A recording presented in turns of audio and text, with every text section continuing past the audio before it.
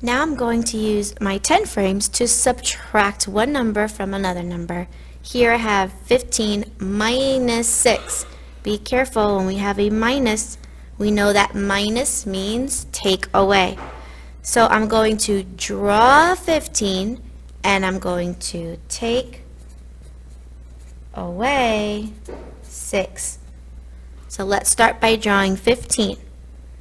1, 2, 3, 4, 5, next row, 6, 7, 8, 9, 10, going into this 10 frame, 11, 12, 13, 14, 15.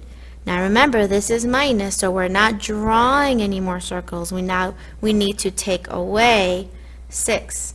So let's take away 6, starting with the last circle we drew.